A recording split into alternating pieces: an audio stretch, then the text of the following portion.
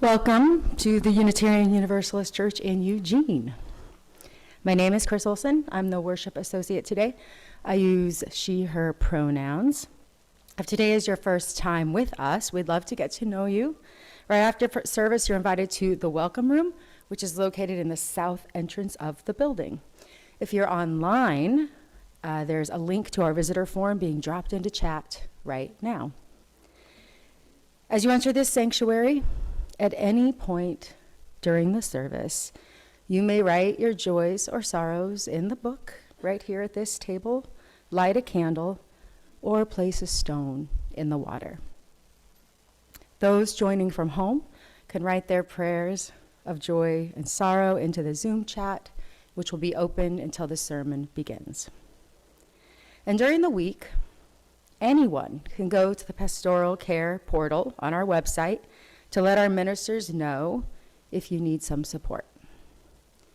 We gather in worship to find meaning and to live more deeply.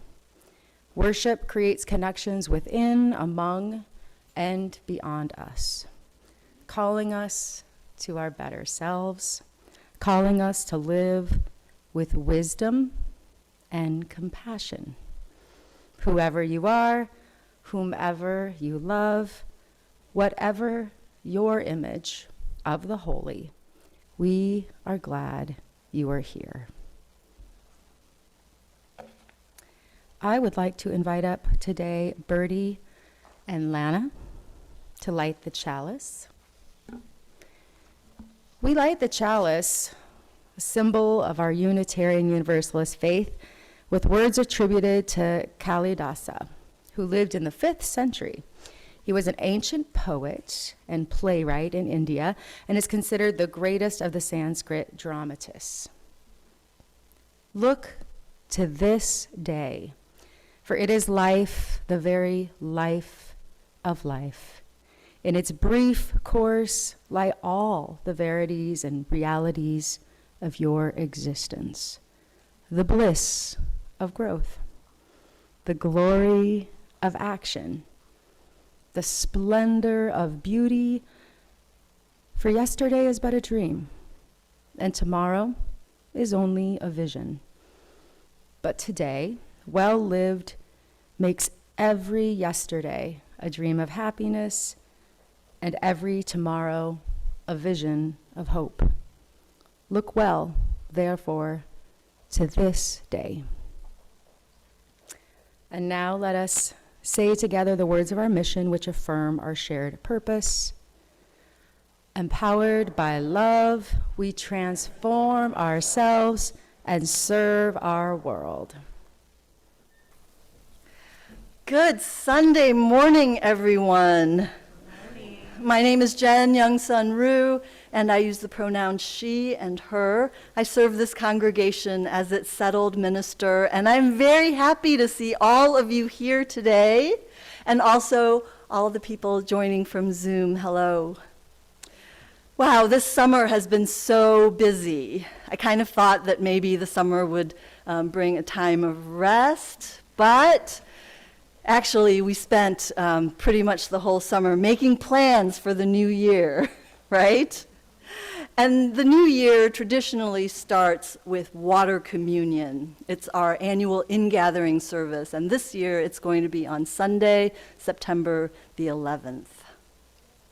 You know, there's one part of parish ministry that I really didn't miss when I moved into healthcare chaplaincy, and that was the constant future planning. The staff and I are always looking months and weeks ahead of time. I know that Joe was thinking about Christmas choir anthems in July. And the worship associates and I met yesterday, and we were looking at October's services.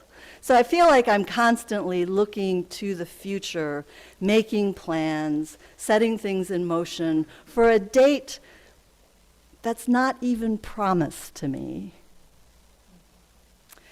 When I was working in the hospital or at the outpatient cancer center, there was only now. There was only this one person in front of me, and there was only whatever my presence could offer at that moment.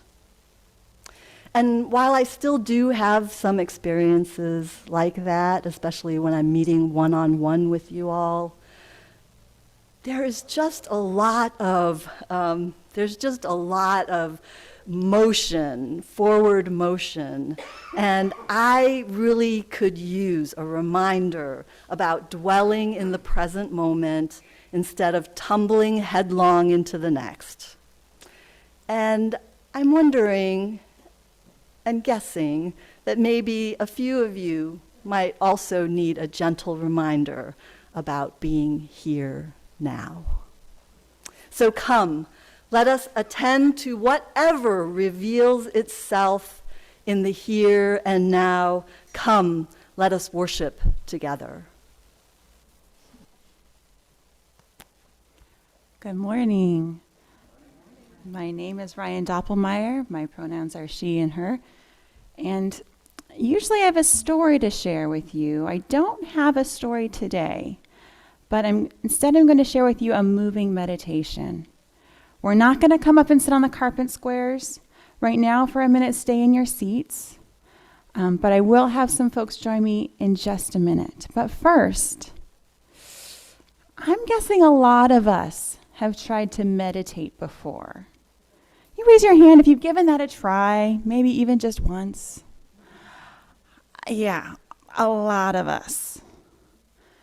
Whew. I've tried it many times, but I find it really tricky.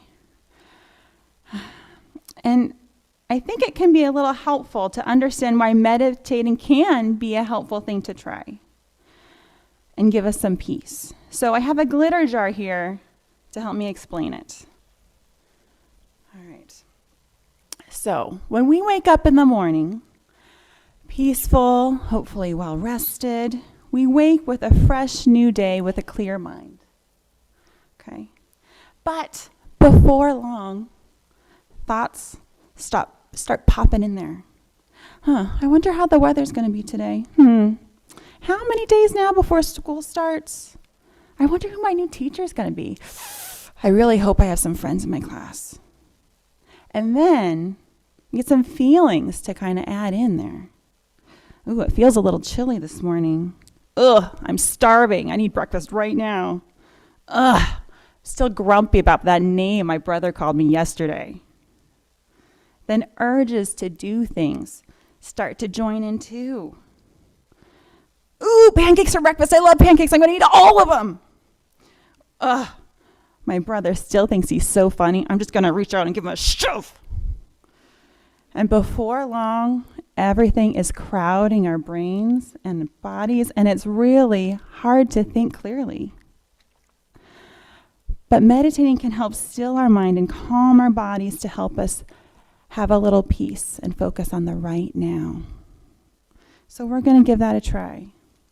So if you are willing and able, whether a kid, a youth, or a grown-up, and you'd like to join me now in the front of the sanctuary for a minute for a moving meditation, why don't you come up and join me?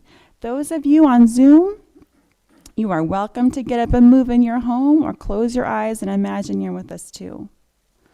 I'm going to step out just a bit.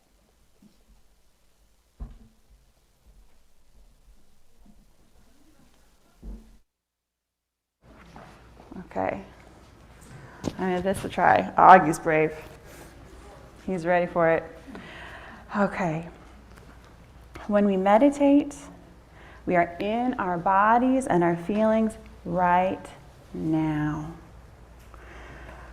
We're not rushing to get somewhere or do something. We're not thinking about what's going to come next. We're here right now. So we're going to start by feeling our feet solid on the ground, our toes, our heels. Take a breath. Feel our body firm, our feet moving up our legs, our chest filling with air, our arms loose at our sides, our neck and our heads tall. Now we're going to slowly start to walk or roll like we would in a forest in the fall. Can you picture a forest? There are crisp, crunchy leaves under our feet. Make heavy steps to kind of make that nice crunching noise as we walk. Or we might kick a pile of leaves into the air and watch them fall. Okay, now we're going to stop and imagine that it's winter time on a bright, cold day. Ooh. We're going to lift our feet carefully or roll through the snow so we don't slip and fall. Ooh, that crispy, icy snow can get hard to walk through.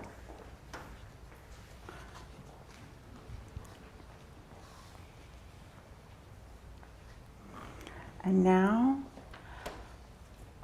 we're going to stop and imagine a warm summer day, and we're moving through a field of flowers. Maybe you move carefully so you don't step and squash those nice daisies. There's a breeze blowing in your hair. Maybe we can match our steps with our breath in our bodies.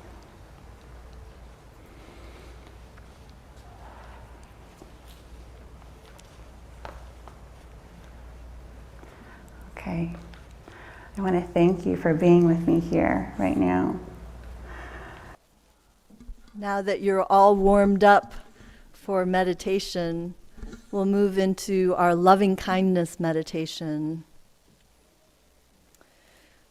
Hopefully you feel relaxed. Sit quietly and try to release any tension you might have in your body. Breathe naturally, comfortably, without effort. A lot of us hold tension in our bellies. Are you willing to let your belly go? Let it relax. Let it loosen.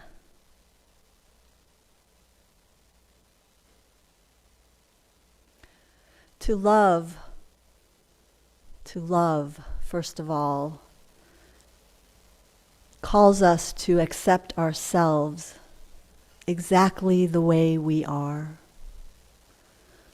Love always begins with ourselves. And that's why the loving kindness meditation begins with ourselves. So picture yourself. Remember that you are a physical, embodied form, and you are your feelings, you are perception, you are thought and consciousness. You are all of that. You are a marvelous miracle.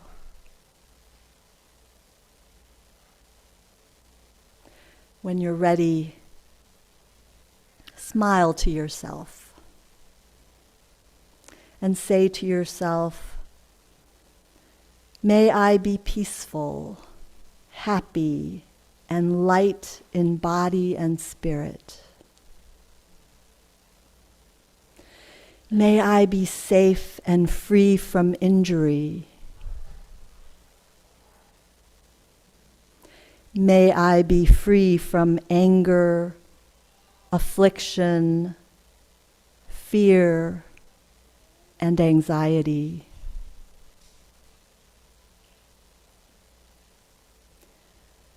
May I learn to look at myself with the eyes of understanding and love.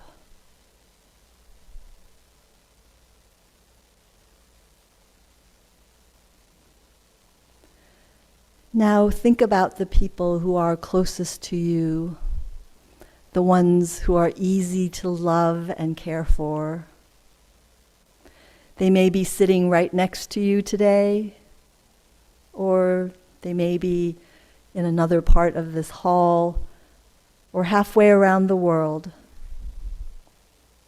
Smile to them now and say to them, May you be peaceful, happy, and light in body and spirit. May you be safe and free from injury. May you be free from anger, affliction, fear, and anxiety.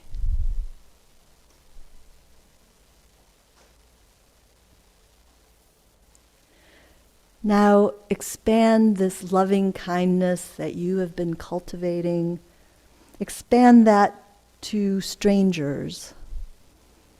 These are friends we haven't met yet. They're people in our community living near and far. Say to them, may you be peaceful, happy, and light in body or in spirit. May you be safe and free from injury. May you be free from anger, affliction, fear, and anxiety.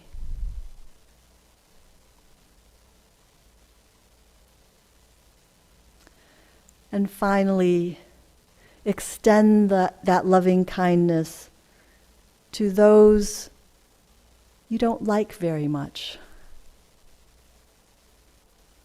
We can't like everybody in the world. And there are ones who have hurt us. There are ones who are harming others. There are ones that we're in conflict with right now. And yet we can send them loving kindness, and we can say to them, may you be peaceful, happy, and light in body and in spirit. May you be safe and free from injury. May you be free from anger, affliction, fear, and anxiety.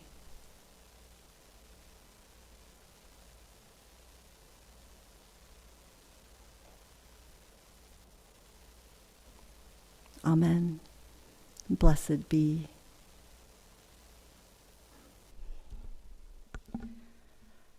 Back to school ads started in July. And while parents and teachers and students look to the new year with curiosity, anticipation, perhaps mourning the end of summer, when kids go back to school, it signals a change for everyone. This is why I want to remind you today, it is still summer. Summer is not over until September 22nd. Summer, the season of play, of lake and river swimming, the season of laying in the shade and contemplating the complexity of sun shining through leaves, the season of spontaneous picnics and long scheduled reunions. My first teaching job was in Craig, Alaska, which averages twice as much precipitation as Eugene, Oregon. You heard me, 98 inches of rain a year. So my first sunny day in May, I watched as every teacher in the school, Spanish teacher, music teacher, language arts teachers, all walked their high school students outside to play. And I thought, a day-long recess? I struggled to loosen my grip on the routine of the school year, but it finally relented, and this is the day that I learned the most important thing to study after months of dark and wet is the sunshine. The rain will come, but the weather of September and October is some of the best that Eugene has to offer. So I want to leave you with a poem by James Wright, a poem that reminds us to break out of routine and revel in what the present reveals. Lying in a hammock at William Duffy's farm in Pine Island, Minnesota. Over my head, I see the bronze butterfly asleep on the black trunk, blowing like a leaf in green shadow. Down the ravine, behind the empty house, the cowbells follow one another into the distances of the afternoon. To my right, in a field of sunlight between two pines, the droppings of last year's horses blaze up into golden stones. I lean back as the evening darkens and comes on. A chicken hawk floats over, looking for home. I have wasted my life. When despair for the world grows in me, and I wake in the night at the least sound, in fear of what my life and my children's lives may be. Some of you know that poem. Those are the opening lines of one of the readings in our hymnal by Wendell Berry. Who isn't worried these days about the future and what will happen to our children? Anyone not worried? Because you can come up here and teach us something. Worried about the Ukrainians and the Russians at war dangerously close to nuclear sites. Worried about paying the bills and having a safe place to sleep every night. Worried about a warming planet and the loss of habitats for both animals and humans.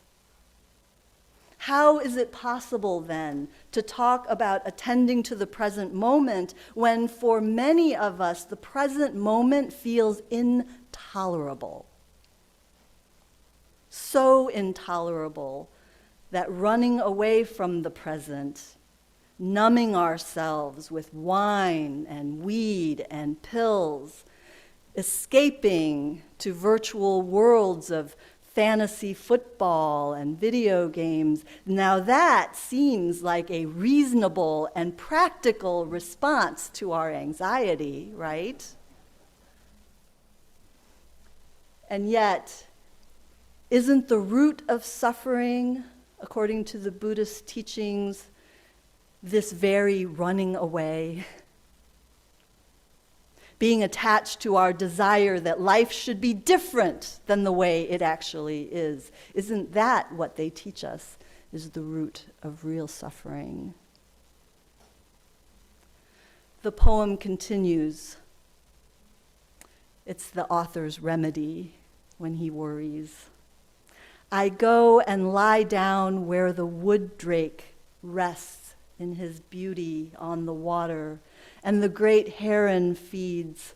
I come into the peace of wild things who do not tax their lives with the forethought of grief.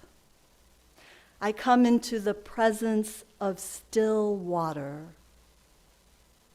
and I feel above me the day-blind stars waiting with their light. For a time, I rest in the grace of the world, and I am free. The Roman Stoic philosopher Seneca also found wisdom among the wild things, observing that wild animals run from the dangers they actually see, and once they have escaped them, worry no more. We, however, are tormented alike by what is past and what is to come. For thousands of years, Eastern and Western thinkers have concluded that attending to the present moment is really the best way to live. Live a life that is free from suffering, a life of moral integrity, a life of happiness and peace. Future, present, past. Our sense of time tends to be linear and bound by measurements like seconds and hours and days and years. And there is, in that material scientific sense, there is a present moment, but even before we can mark that time, it's already gone. Clearly, we can't live in the moment because moments come and go like the ticking of a clock. The moment is here and then it's gone. Oh, new moment. Then that one's gone. A new moment. So the human sense of this moment that we call the now is really outside the realm of science. This is what Einstein concluded when he said that the experience of the now means something special for humans, something essentially different from the past and the future, but that this difference, this important difference, does not and cannot occur within physics. Einstein said that this experience cannot be grasped by science. And this really bothered Einstein a lot. It was a matter of pain for him and inevitable resignation. He finally concluded that there is something essential about the now, which is just outside the realm of science. And that realm that we can now turn to is the realm of philosophy, where both Buddhist and Stoic teachings are very much concerned about the now. Because this is the only place where our life happens, right? This is the only place where spiritual work can be done, right here, right now. Even though these two traditions are separated by centuries and thousands of miles, they both of these schools of thought developed systems for practical living. And while the Buddhist work is to understand the root of suffering and the path that frees us from suffering, they also align with the Stoics' work, which is to accept that life is unpredictable and we can't control most of it. The only thing that we can control is our response to the events.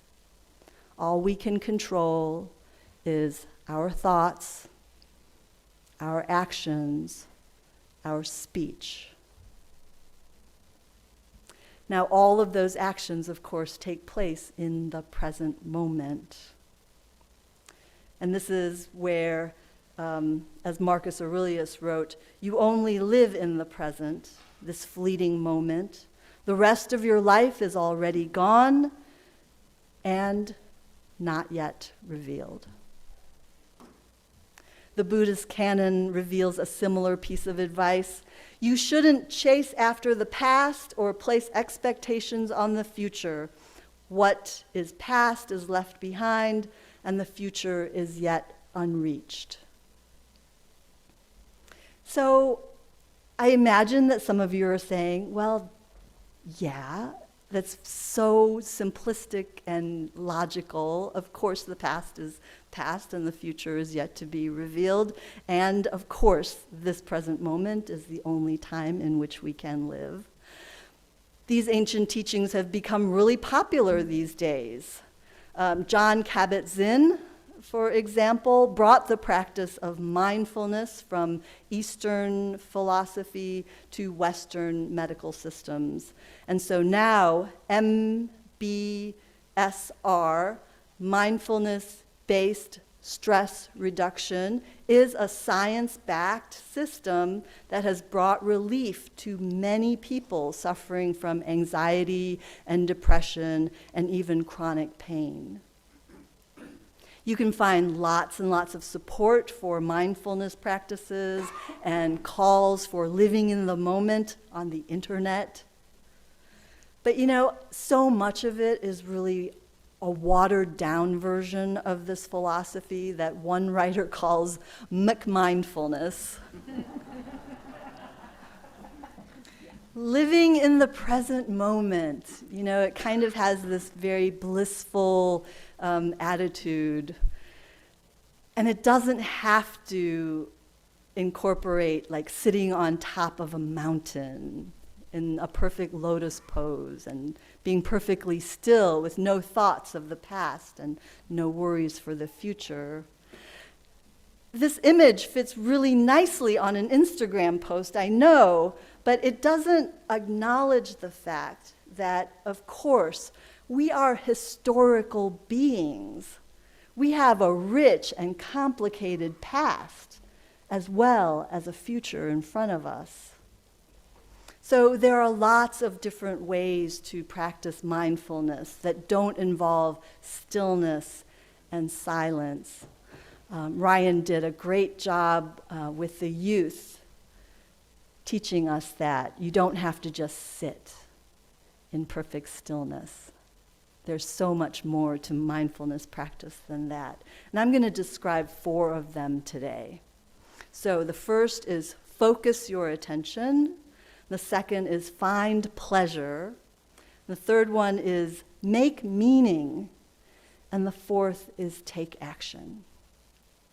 So the first, focus your attention. This is one way to practice mindfulness, to practice the presence of now. Choose where you're going to focus your attention. Yes, we all live in the present moment. It's literally the only place that life exists, right?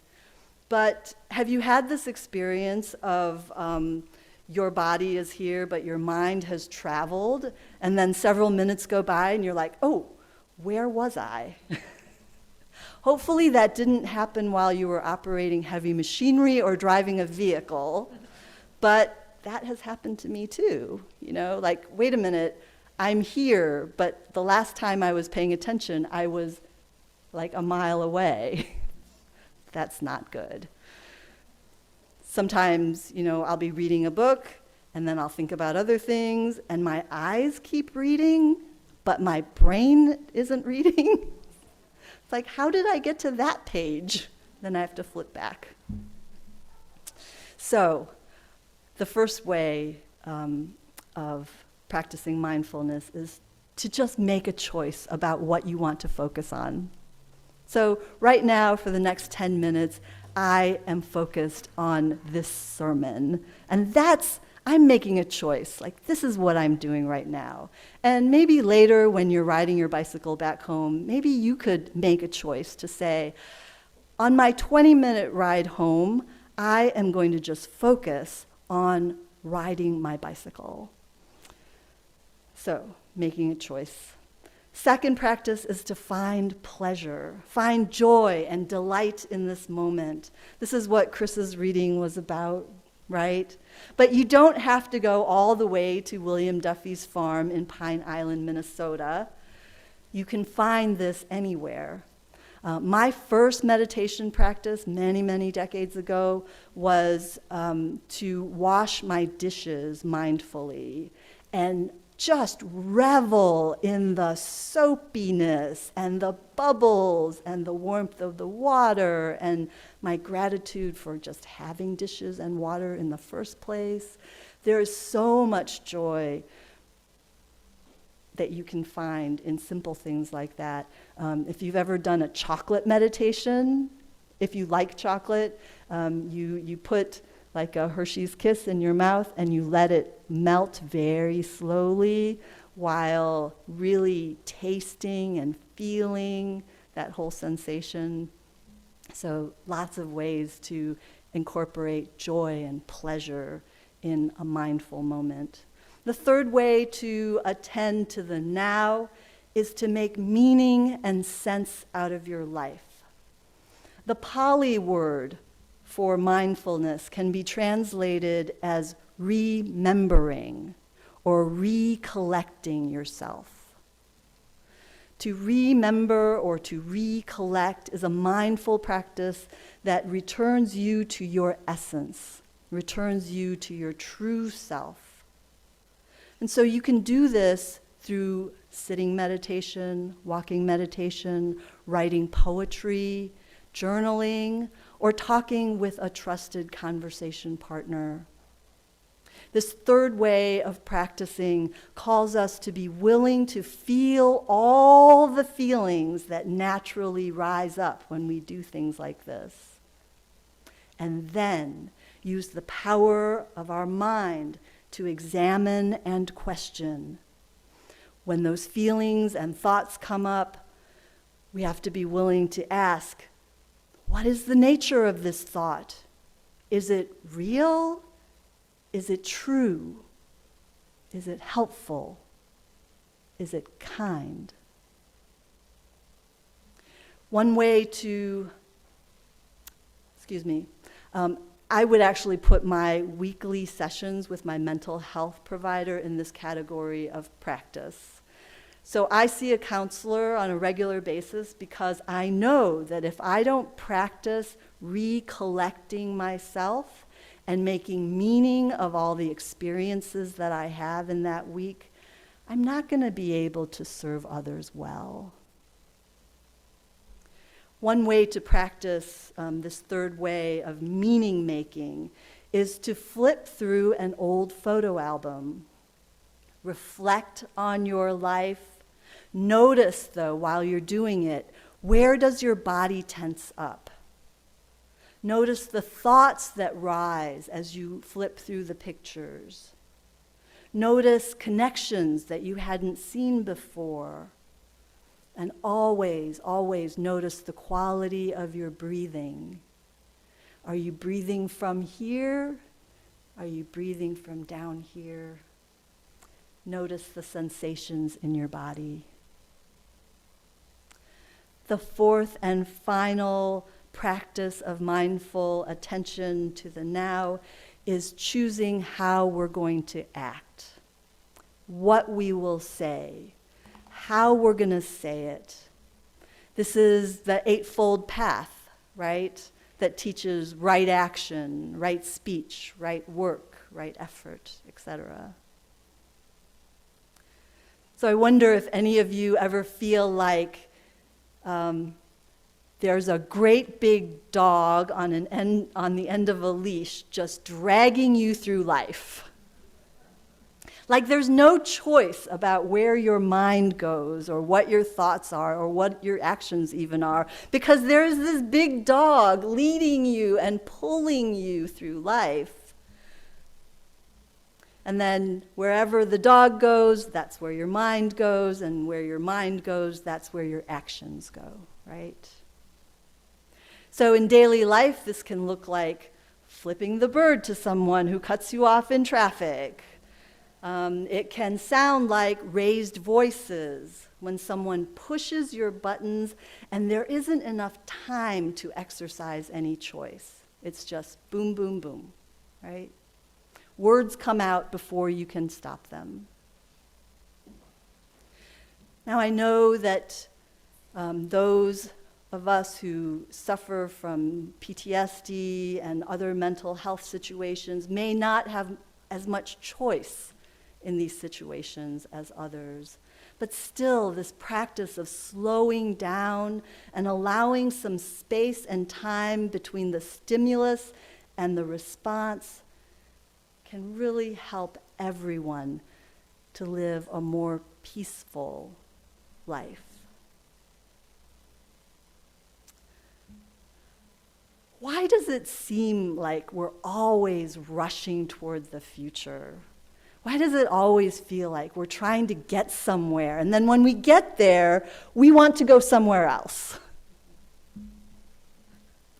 And then we keep saying to ourselves things like, well, when this happens, or when that person does X or Y, then I can be happy, and then I can lay in a hammock and drink in the present moment. Some argue that we think like this because religion has trained us to think about future reward, about holding off until we get the carrot of that future reward, heavens paved in gold, or the lotus blossom of enlightenment.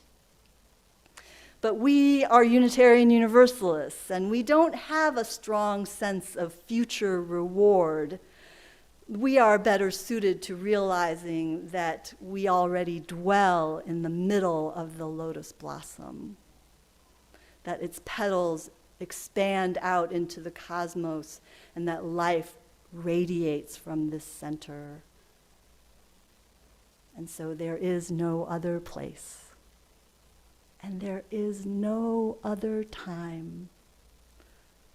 Look well, therefore, to this day. May it be so. Amen. And blessed be. Let's say together our closing words.